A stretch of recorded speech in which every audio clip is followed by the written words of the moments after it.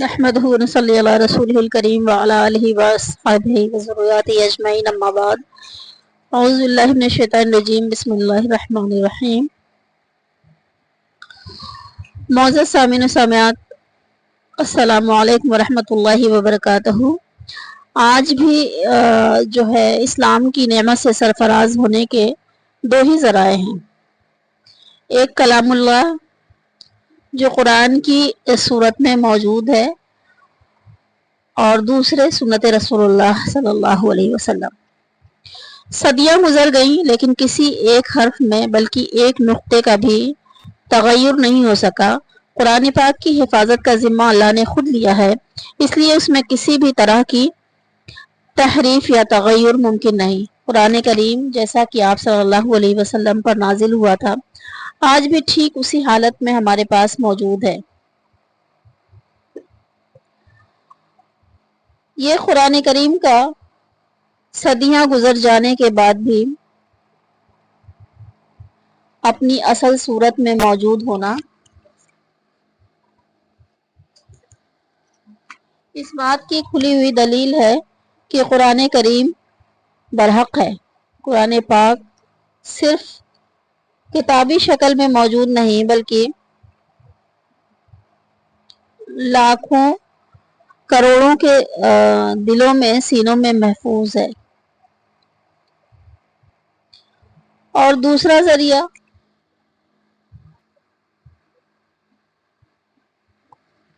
جس سے اسلام کو صحیح طور پر سمجھا جا سکتا ہے وہ رسول اللہ صلی اللہ علیہ وسلم کی سیرت مبارکہ ہے۔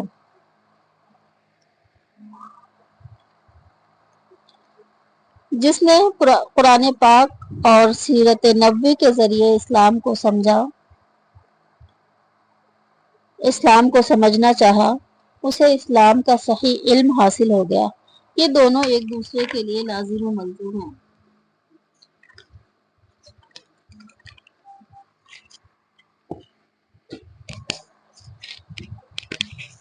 لہذا قرآن حکیم کو سمجھنے کے لیے ہماری ایک ادنا سی کوشش یہ ہے کہ ہم آپ لوگوں کے لیے روزانہ رات 8 بجے لائیو درس قرآن کا پروگرام کرتے ہیں۔ امید کرتی ہوں کہ آپ لوگ درس قرآن میں شامل ہو کر استفادہ حاصل کرنے کی کوشش کریں گے۔ یوں تو گوگل میٹ پر پروگرام ہوتا ہے، اگر آپ لوگوں کو گوگل میٹ پر لائیو جڑنا ہے تو میری کمیونٹی پوسٹ میں اس کا لنک مل جائے گا، اور ٹھیک 8 بجے میرے چینل پہ بھی لائیو پروگرام ہوگا۔ یہ تو رہا قرآن کے حوالے سے، اور رہا سیرت سے متعلق تو آپ لوگوں کو پتہ ہے کہ سیرت پہ چھوٹے چھوٹے ویڈیوز ڈالتی رہتی ہوں۔ اسی سلسلے کی یہ بھی ایک کڑی ہے۔ اللہ تعالیٰ نے قرآن کریم میں سورہ مائدہ میں فرمایا قَدْ جَاءَكُم مِّنَ اللَّهِ نُورٌ وَكِتَابٌ مُّبِينٌ، تمہارے پاس اللہ تعالیٰ کی طرف سے نور اور روشن کتاب آ گئی ہے۔ اور دوسرے مقام پر فرمایا یا ایھا الناس قد جاءکم برہان من ربکم وانزلنا الیکم نورا مبینا، لوگوں تمہارے رب کی طرف سے روشن دلیل آ گئی ہے، اور ہم نے تمہاری طرف ایسی روشنی بھیج دی ہے جو تمہیں صاف صاف راستہ دکھانے والی ہے۔ ان دونوں آیتوں سے صاف واضح ہو جاتا ہے کہ قرآن کریم کا صحیح علم اس وقت حاصل ہو سکتا ہے جب آپ کی سیرت طیبہ کی روشنی میں پڑھا جائے، اور رسول اللہ صلی اللہ علیہ وسلم کی عظمت و وقار کو سمجھنے کے لیے ضروری ہے کہ اسے قرآن کی روشنی میں دیکھا جائے۔ حقیقت یہ ہے کہ آپ کی سیرت مقدسہ قرآن کی عملی تفسیر ہے۔ ایک مرتبہ کچھ لوگ اما عائشہ رضی اللہ عنہا کی خدمت میں حاضر ہوئے اور دریافت کیا کہ نبی کریم صلی اللہ علیہ وسلم کے معمولات و اخلاق کیا تھے۔ آپ نے فرمایا کیا تم نے قرآن نہیں پڑھا؟ رسول اللہ صلی اللہ علیہ وسلم سراپا قرآن تھے۔ جس طرح قرآن پوری دنیا کے لیے سامان ہدایت ہے، اسی طرح سیرت رسول بھی تمام عالم انسانی کے لیے پیام ہدایت ہے۔ لقد کان لکم فی رسول اللہ اسوۃ حسنہ، رسول اللہ صلی اللہ علیہ وسلم کی زندگی میں تمہارے لیے بہترین نمونہ ہے۔ آئیے اب ہم چلتے ہیں اپنے آج کے ٹاپک کی طرف۔ سیرت رسول کا تذکرہ ہے، اور ہم پچھلی قسط میں بیان کر چکے ہیں کہ غزوات کی ابتدا کس طرح ہوئی۔ جب مدینہ میں اسلامی ریاست قائم ہو گئی تو ایک معاہدہ تیار کیا گیا جو کہ مدینہ کے اطراف کے قبائل اور مختلف قوموں کے درمیان تھا، مدینہ والوں اور مختلف قوموں کے درمیان تھا، تاکہ اہل مدینہ میں ایک مضبوط قومی وحدت قائم ہو جائے اور سب کو تہذیب و تمدن کی بقا میں ایک دوسرے سے مدد ملتی رہے، اور اس کے ساتھ ہر ایک کا انفرادی تشخص بھی برقرار رہے۔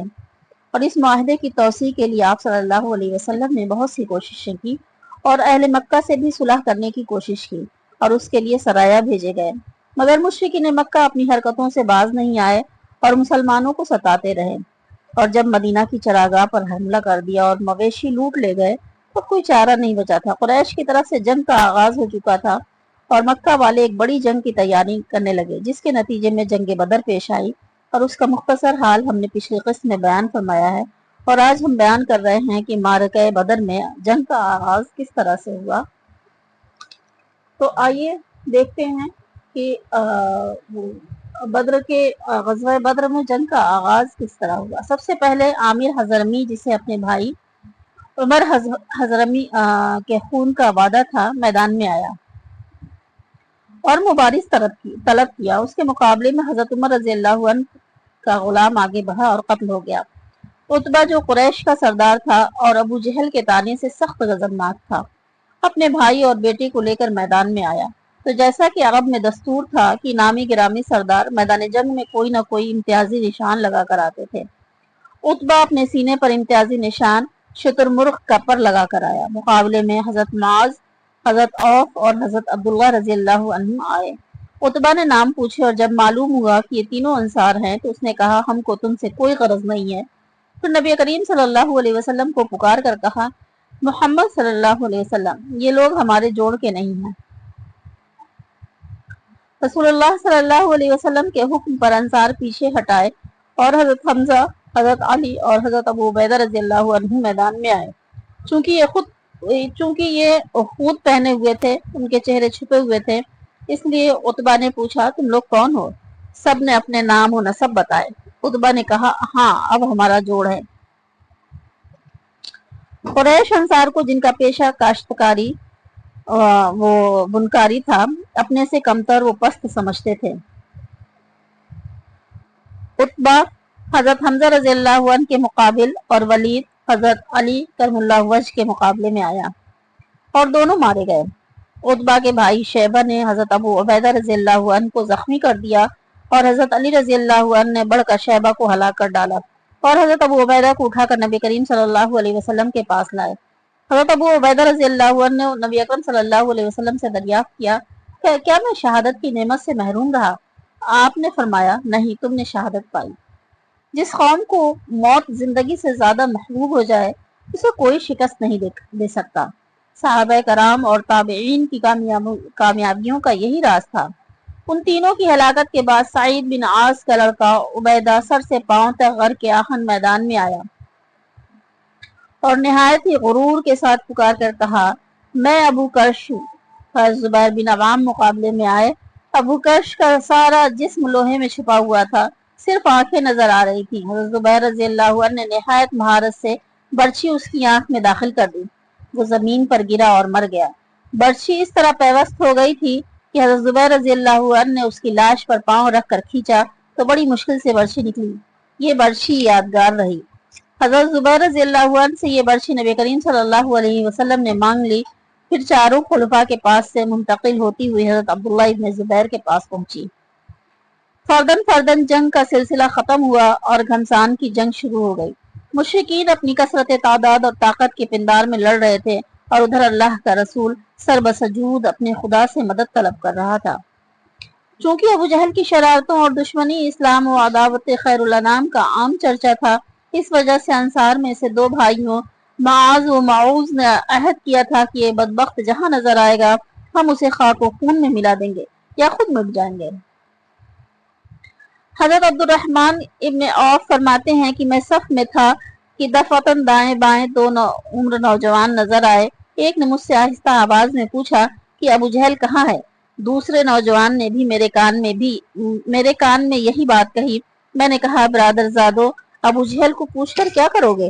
دونوں نے کہا، ہم نے اللہ سے وعدہ کیا ہے کہ ہم ابو جہل کو جہاں دیکھ لیں گے اسے قتل کر دیں گے یا خود شہید ہو جائیں گے۔ میں نے دونوں کو اشارے سے بتایا کہ ابو جہل وہ ہے۔ بس بتانا تھا کہ دونوں عقاب کی طرح جھپٹے اور ابو جہل خون سے تربتر خاک پر تھا۔ یہ دونوں نوجوان افرا کے بیٹے تھے۔ ابو جہل کے لڑکے اکرما نے پیچھے سے آ کر معاذ کے بائیں شانے پر تلوار ماری، جس سے شانہ کٹ گیا، لیکن تسمہ باقی رہا۔ معاذ نے اکرما کا تعاقب کیا، لیکن وہ بھاگ گیا۔ معاذ اسی حالت میں لڑتے رہے۔ کیونکہ ہاتھ کے لٹکنے سے خلل پڑتا تھا، اس لیے ہاتھ کو پاؤں سے دبا کر کھینچا اور ہاتھ الگ ہو گیا۔ اب وہ آزاد تھے۔ جنگ سے پہلے رسول اللہ صلی اللہ علیہ وسلم نے فرمایا تھا کہ اس جنگ میں کچھ لوگ خوشی سے نہیں بلکہ قریش کے دباؤ میں آئے ہیں، اس لیے انہیں قتل نہ کرنا۔ آپ نے ان لوگوں کے نام بھی بتا دیے تھے۔ انہی میں ابو البختری بھی تھا۔ محضر جو انصار کے حلیف تھے، ان کی نظر جب ابو البختری پر پڑی تو محضر نے کہا، چونکہ رسول اللہ صلی اللہ علیہ وسلم نے تمہارے قتل سے منع فرمایا ہے، اس لیے تمہیں چھوڑ دیتا ہوں۔ ابو البختری کے ساتھ اس کا ایک رفیق تھا۔ ابو البختری نے پوچھا، اسے بھی؟ محضر نے کہا نہیں۔ اس پر ابو البختری نے کہا، میں زنان عرب کا یہ طعنہ نہیں سن سکتا کہ ابو البختری نے اپنی جان بچانے کے لیے اپنے رفیق کا ساتھ چھوڑ دیا۔ ابو البختری یہ رجز پڑھتا ہوا حملہ آور ہوا اور مارا گیا۔ شریف زادہ اپنے رفیق کو نہیں چھوڑ سکتا جب تک کہ مر نہ جائے یا اپنا راستہ نہ دیکھ لے۔ عتبہ اور ابو جہل وغیرہ کے مارے جانے سے قریش کے حوصلے پست ہو گئے، ان کے پاؤں کھڑ گئے، فوج میں بددلی پیدا ہو گئی، ذلت آمیز ہزیمت سے سب پر مایوسی طاری ہو گئی۔ پیغمبر اسلام کا بدترین دشمن امیہ بن خلف تھا، مسلمانوں کی اظہار ثانی میں پیش رہتا تھا۔ حضرت بلال حبشی رضی اللہ عنہ کو جلتی ریت پر چت لٹا کر ان کے سینے پر پتھر کی بھاری سل رکھنے والا یہی درندہ صفت شخص تھا۔ جنگ بدر میں یہ بھی شریک تھا، اور کسی زمانے میں حضرت عبد الرحمن بن عوف نے وعدہ کیا تھا کہ جب کبھی مدینہ آؤ گے تو میں تمہاری جان کا ضامن ہوں گا۔ میدان جنگ میں اس شقی سے بدلہ لینے کا نادر موقع تھا، لیکن چونکہ ایفائے عہد اسلام کا شعار ہے، اس لیے حضرت عبد الرحمن بن عوف نے چاہا کہ امیہ بچ کر نکل جائے۔ آپ اسے لے کر پہاڑ پر چڑھ گئے۔ اتفاقاً حضرت بلال رضی اللہ عنہ کی اس پر نظر پڑ گئی۔ انہوں نے انصار کو خبر کر دی۔ لوگ امیہ پر ٹوٹ پڑے۔ انہوں نے امیہ کے بیٹے کو آگے کر دیا اور اسے لوگوں نے قتل کر دیا۔ پھر مشتعل گروہ امیہ کی طرف بڑھا۔ حضرت عبد الرحمن بن عوف نے امیہ سے فرمایا، تم زمین پر لیٹ جاؤ، اور جب وہ لیٹ گیا تو یہ اس پر چھا گئے تاکہ لوگ اسے مارنے نہ پائیں، لیکن لوگوں نے حضرت عبد الرحمن کی ٹانگوں کے اندر ہاتھ ڈال کر امیہ کو قتل کر دیا۔ حضرت عبد الرحمن بن عوف خود بھی زخمی ہو گئے اور کافی دنوں تک اس زخم کا نشان باقی رہا۔ عتبہ، ابو جہل اور دوسرے اعیان کے قتل سے قریش نے سپر ڈال دی اور مسلمانوں نے انہیں گرفتار کرنا شروع کر دیا۔ حضرت عباس، حضرت علی رضی اللہ عنہ کے بھائی عقیل، نوفل، اسود بن عامر، عبداللہ بن زمع اور بہت سے سرکردہ اشراف قریش گرفتار ہوئے۔ نبی اکرم صلی اللہ علیہ وسلم نے فرمایا کہ کوئی جا کر خبر لائے کہ ابو جہل کا کیا حشر ہوا۔ حضرت عبداللہ ابن مسعود نے جا کر لاشوں کا معائنہ کیا تو دیکھا کہ ابو جہل زخمی پڑا دم توڑ رہا ہے۔ پوچھا، ابو جہل کیا حال ہے؟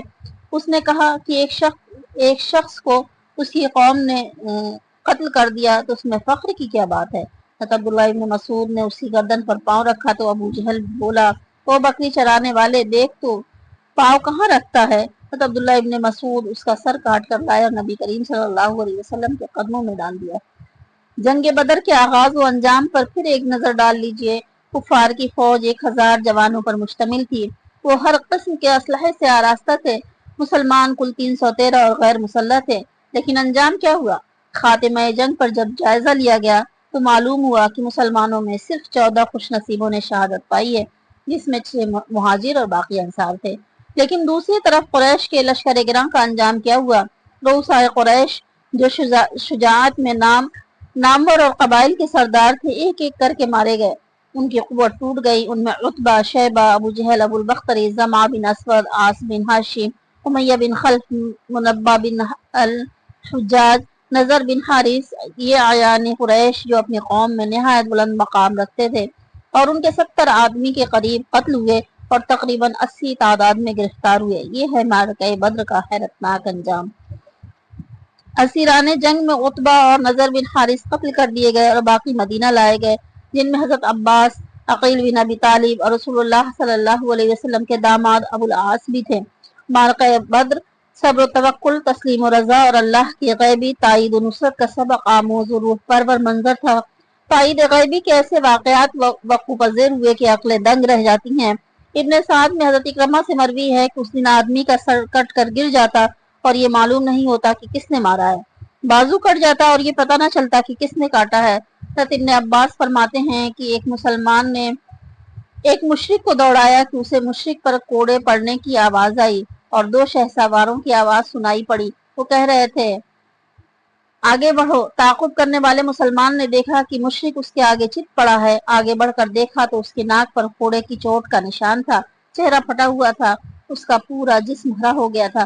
पीछा करने वाले अंसार ने आकर रसूलुल्लाह सल्लल्लाहु अलैहि वसल्लम से सारा माजरा बयान किया तो आपने फरमाया तुम सच कहते हो, यह आसमान के फरिश्तों की मदद थी। एक अंसारी हजरत अब्बास को कैद करके लाए तो हजरत अब्बास कहने लगे वल्लाह मुझे उसने कैद नहीं किया, मुझे तो एक बेबाल के सर वाले ने कैद किया जो निहायत खूबसूरत था और अबलग घोड़े पर सवार था, लेकिन मैं उसे लोगों में नहीं देख रहा हूँ।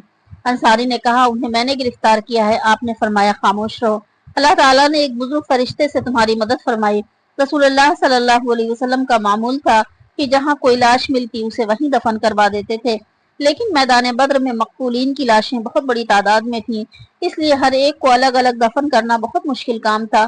वहाँ एक वसी कुआं था, आपने तमाम लाशें उसमें डलवा दी। उमैया बिन खल्फ की लाश फूल जाने से इस काबिल नहीं थी कि उसे कहीं ले जाया जाता है, इसलिए वहीं मिट्टी और पत्थर के नीचे दबा दिया गया।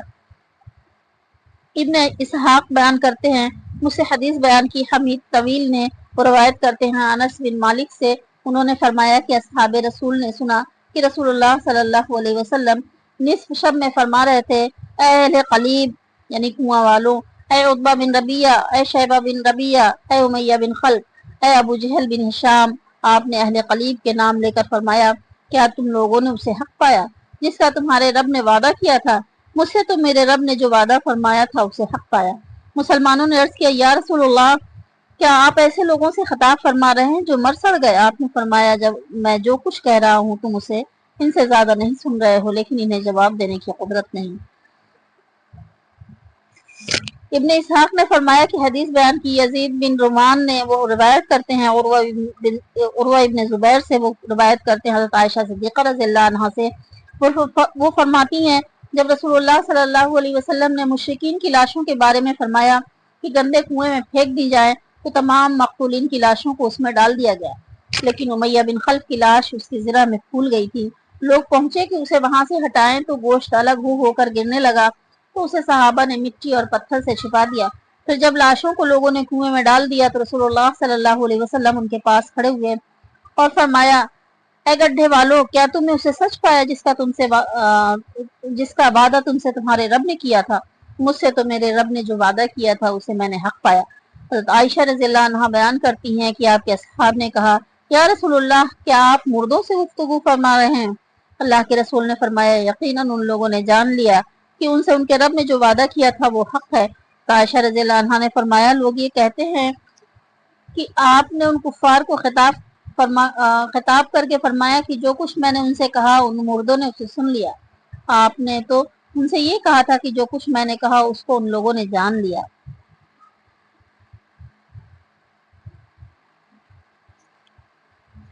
जंगे बदर की फतह के बाद नबी करीम सल्लल्लाहु अलैहि वसल्लम और आपके असहाब मदीना पहुंचे तो असीराने जंग 2-2 4-4 की तादाद में सहाबा को तकसीम कर दिए और आपने कहा कि कैदी आराम से रखे जाएं।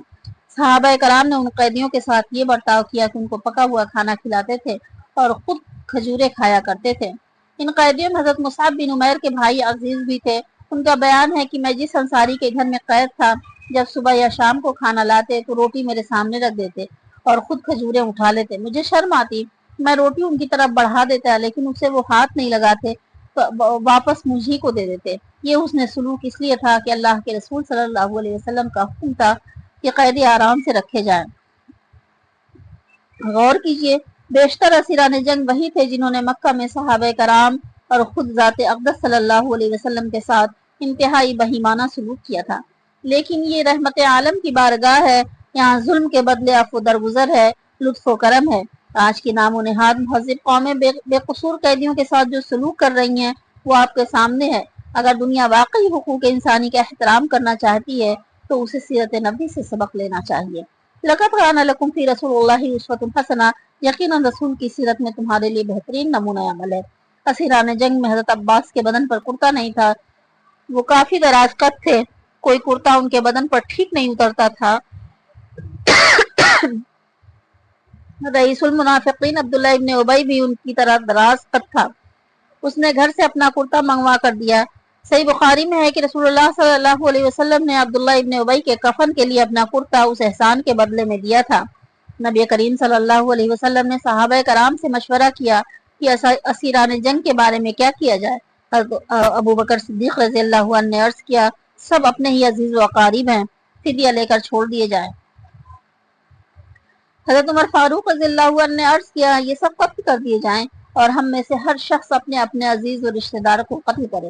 نبی اکرم صلی اللہ علیہ وسلم نے حضرت ابو بکر صدیق کی رائے پسند فرمائی، چنانچہ اسیران جنگ سے 4,000 درہم فدیہ لیا گیا، لیکن ان میں جو نادار تھے، فدیہ ادا کرنے کی طاقت نہیں رکھتے تھے، انہیں بلا معاوضہ چھوڑ دیا گیا۔ ان میں سے جو لوگ لکھنا جانتے تھے انہیں حکم ہوا کہ 10 بچوں کو لکھنا سکھا دیں تو چھوڑ دیے جائیں گے۔ زید بن ثابت رضی اللہ عنہ نے اسی طور پر لکھنا سیکھا تھا۔ انصار نے عرض کیا کہ حضرت عباس ہمارے بھانجے ہیں، اس لیے ان کا فدیہ چھوڑ دیتے ہیں، لیکن اللہ کے رسول صلی اللہ علیہ وسلم نے گوارا نہیں فرمایا اور ان کو فدیہ ادا کرنا پڑا۔ فدیہ کی عام طور پر مقدار 4,000 درہم تھی، لیکن مالدار اسیروں سے زیادہ لیا جاتا تھا۔ حضرت عباس بھی کافی دولت مند تھے، اس لیے ان سے بھی زیادہ لیا گیا۔ انہوں نے نبی اکرم صلی اللہ علیہ وسلم سے اس کی شکایت کی، لیکن عدل و مساوات کی بنیاد پر اللہ کے رسول صلی اللہ علیہ وسلم کے لیے عزیز و اقارب، قریب و بعید، اپنا و بیگانہ کے درمیان تفریق ممکن نہیں تھی۔ رسول اللہ صلی اللہ علیہ وسلم کے داماد بھی قیدی ہو کر آئے تھے، ان کے پاس فدیہ کی رقم نہیں تھی۔ انہوں نے اپنی بیوی حضرت زینب کو، جو کہ رسول اللہ صلی اللہ علیہ وسلم کی صاحبزادی تھی، کہلا بھیجا کہ فدیہ کی رقم بھیج دیں۔ حضرت زینب کا جب نکاح ہوا تھا تو حضرت خدیجہ رضی اللہ عنہا نے اپنی بیٹی کو گلے کا ایک قیمتی ہار دیا تھا۔ حضرت زینب رضی اللہ عنہا نے زر فدیہ میں وہ ہار گلے سے اتار کر بھیج دیا۔ رحمت عالم صلی اللہ علیہ وسلم نے جب اسے دیکھا تو آپ کی آنکھیں اشکبار ہو گئیں۔ یہ ہار اس رفیقہ حیات کی یادگار تھا جس نے بلا تعمل سب سے پہلے آپ کی رسالت کی تصدیق کی تھی، جس نے اپنی پوری دولت اسلام کی تبلیغ و اشاعت میں صرف کر دی تھی۔ ان کا ہار دیکھ کر آپ کا یہ تاثر فطری تھا۔ آپ نے صحابہ سے فرمایا، اگر تمہاری مرضی ہو تو بیٹی کا ہار واپس کر دوں۔ سب نے تسلیم و رضا کی گردنیں خم کر دی۔ ابو العاص رہا ہو کر مکہ پہنچے اور حضرت زینب کو مدینہ بھیج دیا۔ حضرت ابو العاص بہت دولت مند تھے۔ کچھ دنوں کے بعد کافی ساز و سامان کے ساتھ شام سے تجارت کے لیے روانہ ہوئے۔ مسلمانوں نے انہیں تمام مال و اسباب کے گرفتار کر لیا اور مال ایک ایک سپاہی پر تقسیم ہو گیا۔ ابو العاص کسی صورت حضرت زینب رضی اللہ عنہا کے پاس پہنچے، انہوں نے پناہ دی۔ اللہ کے رسول صلی اللہ علیہ وسلم نے لوگوں سے فرمایا، اگر مناسب سمجھو تو ابو العاص کا مال و اسباب واپس کر دو۔ پھر تسلیم کی گردنیں جھک گئیں اور سپاہیوں نے ایک ایک چیز لا کر حوالے کر دی۔ آپ کا یہ عمل قلب و روح پر ایسا وار تھا جو ناکام نہیں ہو سکتا تھا۔ چنانچہ ابو العاص نے مکہ پہنچ کر تمام شرکا کو بلایا اور حساب سمجھایا اور کہا کہ اس لیے حساب سمجھا کر اور ہر ایک کو اس کا حصہ دے کر مدینہ جا رہا ہوں تاکہ تم یہ نہ کہو کہ ابو العاص تقاضے کے خوف سے مسلمان ہو گیا۔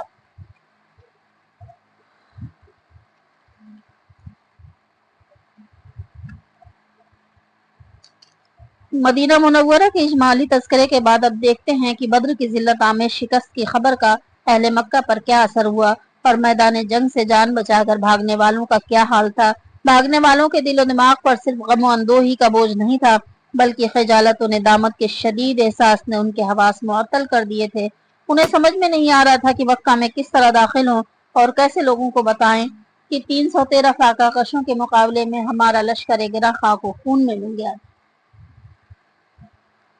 ابن اسحاق علیہ الرحمہ فرماتے ہیں کہ سب سے پہلے شکست کی خبر لانے والا حسیمان بن عبداللہ خزائی تھا۔ لوگوں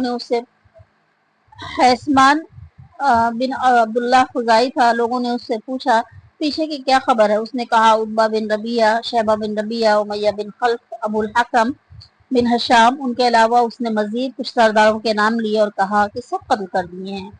फैसमान ने अशराफ कुरैश के मकबूलिन की फहरस्त बयान करनी शुरू की तो उस वक्त सफ़वान बिन उमैया हतीम में बैठा हुआ था। बोल पड़ा कि अगर ये होश में है तो उससे पूछो कि सफ़वान बिन उमैया का क्या हुआ।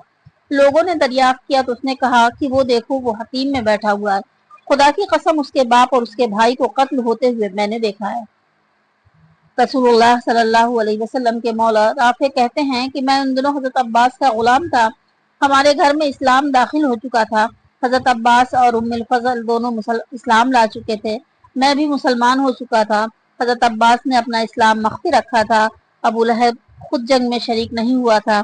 उसे खबर हुई तो अल्लाह ने उस पर जिल्लत और रूसियाही तारी कर दी। हम लोगों को मसरत और शादमानी के साथ अपने वजूद में इज्जत और ताकत का एहसास हुआ। मैं कमजोर आदमी था, तीर बनाता था, जमजम के हुजरे में बैठा तीरों के दस्ते छीलता रहता था। बखुदा मैं हुजरे में उस वक्त तीर के दस्ते छील रहा था और मेरे पास उम्मुल फजल बैठी हुई थी और जंगे बदर से मुतालिक जो खबर आई थी उससे हम बेहद बेहद मसरूर थे। इतने में अबू लहब अपने दोनों पांव घसीटता हुआ आ पहुंचा और हुजरे के किनारे आकर बैठ गया। वो अभी बैठा ही था कि शोर हुआ। अबू सुफियान बिन हारिस आ गया। अबू लहब ने कहा, आओ मेरे पास बैठो। अबू सुफियान अबू लहब के पास बैठ गया और लोग खड़े रहे। अबू लहब ने कहा, भतीजे सुनाओ क्या हाल है। उसने कहा, कुछ नहीं, बस लोगों से हमारी जंग हुई और हमने अपने कंधे उनके हवाले कर दिए। वो जैसे चाहे कत्ल करते और जैसे मर्जी होती हमें कैदी बना लेते। वल्लाह मैं फिर भी लोगों को मलामत नहीं कर सकता। दर हकीकत हमारी जंग कुछ ऐसे गोरे खूबसूरत लोगों से हुई जो जमीन व आसमान के दरमियान अबलग घोड़ों पर सवार थे। अल्लाह की कसम, वो किसी चीज को छोड़ते थे और ना कोई ताकत उनके मुकाबिल टिक पाती थी, यानी जो भी उनके सामने आता कत्ल हो जाता। अबू राफे कहते हैं, मैंने खेमे का पर्दा उठाया और कहा, खुदा की कसम वो फरिश्ते थे। ये सुनकर अबू लहब ने मेरे चेहरे पर जोर से तमाचा मारा। मैं उससे गुद गया, लेकिन उसने मुझे उठाकर जमीन पर पटक दिया और मेरे ऊपर चढ़कर मुझे मारने लगा। ये देखकर उम्मुल फजल ने पीछे का एक खंबा लिया और अबू लहब के सर पर जोरदार जरब लगाई। वो बुरी बुरी तरह तिलमिला गया। उम्मुल फजल बोली कि उसका मालिक नहीं है, इसलिए तुमने उसे कमजोर और बेसहारा समझ लिया है। अबू लहब जलील ख्वार होकर उठा और चला गया, लेकिन वो अल्लाह की गिरफ्त से नहीं बच सकता था। 7 दिन के बाद उसे ताउन हो गया और उसी में वो हलाक हो गया।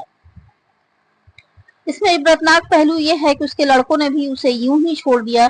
3 दिन तक लाश बेगौरो कफन पड़ी रही, कोई उसके करीब तक नहीं जाता था। फिर जब उसके लड़कों को एहसास हुआ कि इस तरह छोड़ देने से लोग मलामत करेंगे, तो एक गड्ढा खोद कर लकड़ी के से लाश ढकेल दी। कोई उसके नजदीक नहीं गया, दूर ही से पत्थर फेंक फेंक कर उसे छुपा दिया। बद्र की रुस्वाकुन शिकस्त से कुरैश पर बुरी तरह शर्म और नेदामत तारी थी। अगरचे हर घर मातम कदा था, लेकिन गैरत की वजह से कुरैश ने ऐलान करवा दिया था कि कोई शख्स रोने ना पाए। उस जंग में असवद बिन अब्दुल तलब के 3 लड़के मारे गए थे। उसका दिल अपने लड़कों के गम में उमड़ आता था। वो जी भर के रोना चाहता था, लेकिन पाबंदी की वजह से रो नहीं सकता था। वो अंधा था। एक रोज दिन में किसी के रोने की आवाज उसके कानों में आई। उसने समझा कि कुरैश ने रोने की इजाजत दे दी है। अपने गुलाम से कहा, जरा देखना तो कौन रो रहा है, क्या रोने की इजाजत हो गई है। मेरे कल्ब और जिगर में आग लगी है, मेरा खून जल रहा है, जी भर कर रो लूं तो तस्कीन हो जाए। गुलाम ने आकर बताया कि एक औरत का ऊंट गुम हो गया है, उसके लिए वो रो रही है। ये सुनकर असवद की जबान से बर्जिस्ता ये अशार निकले, क्या वो ऊंट के गुम होने पर रोती है और उसको नींद नहीं आती। ऊंट पर न रो, बदर पर आंसू बहा, जहाँ किस्मत ने कमी की। तुझको रोना है तो अकील पर रो, हारिस पर रो जो शेरों का शेर है। उमैर बिन वहब इस्लाम और पैगम्बर इस्लाम का शदीद दुश्मन था। वो और सफ़वान बिन उमैया हतीम में बैठे हुए कुरैश के मकबूलिन का मातम कर रहे थे। सफ़वान ने कहा, अल्लाह की कसम, अब जीने का मजा नहीं। उमैर ने कहा, सच कहते हो, अगर मैं लोगों का मकरूज ना होता और बच्चों का ख्याल ना होता तो मैं सवार होकर मदीना जाता और मोहम्मद को कत्ल कर देता। माअज़ल्लाह, वहां मेरा बेटा भी गिरफ्तार है। सफ़वान ने कहा, तुम कर्ज और बच्चों की फिक्र ना करो और उनका मैं जिम्मेदार हूँ। उमैर ने आकर तलवार जहर में बुझाई और मदीना पहुंचा। हजरत उमर फारूक रज़ियल्लाहु अन्हु की निगाह उस पर पड़ी और अपनी खुदादाद बसीरत से समझ लिया कि किसी नापाक इरादे से आया है। लिहाजा उसका गला दबाते हुए नबी करीम सल्लल्लाहु अलैहि वसल्लम की खिदमत में लाए। आपने फरमाया, उमर उसे छोड़ दो। उमैर, करीब आ जाओ। आपने दरियाफ्त फरमाया, किस इरादे से आए हो। उसने जवाब दिया, बेटे की रिहाई के लिए आया हूँ। आप सल्लल्लाहु अलैहि वसल्लम ने फरमाया, फिर तलवार क्यों है मायल की है। عمر نے کہا تلواریں بدر میں کس کام آئیں؟ آپ صلی اللہ علیہ وسلم نے فرمایا تم نے اور صفوان نے حجرے میں بیٹھ کر میرے قتل کی سازش نہیں کی؟ آپ کا ارشاد سن کر عمر دم بخود رہ گیا، بے اختیار بول پڑا محمد بے شک آپ پیغمبر ہیں۔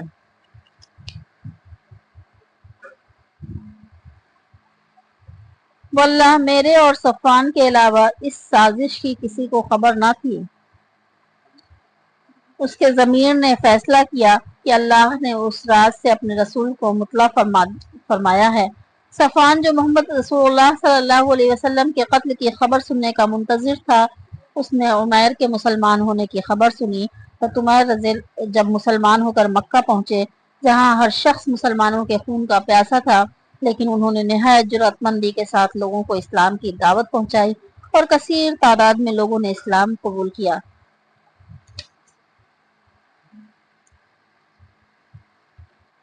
اب اگلا ٹاپک رہے گا مال غنیمت کی تقسیم۔ غزوہ بدر میں جو مال غنیمت ہاتھ آیا تھا اس کی تقسیم کس طرح ہوئی؟ تو اب مجھے اجازت دیجیے اور اگلا ٹاپک ہوگا مال غنیمت کی تقسیم، اس پہ ہم انشاءاللہ کل بات کریں گے۔ اور اللہ سبحانہ و تعالیٰ سے دعا ہے کہ اللہ تعالیٰ ہمیں نبی کریم صلی اللہ علیہ وسلم کی زندگی سے اور ان کی سیرت سے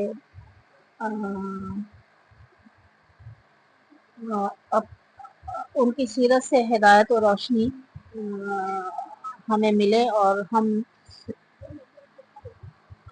اپنی زندگی میں اس کو نافذ کرنے کی کوشش کریں۔ اللہ تعالیٰ ہماری کوششوں اور کاوشوں کو قبول فرمائے، آمین ثم آمین۔ واخر دعوانا الحمدللہ۔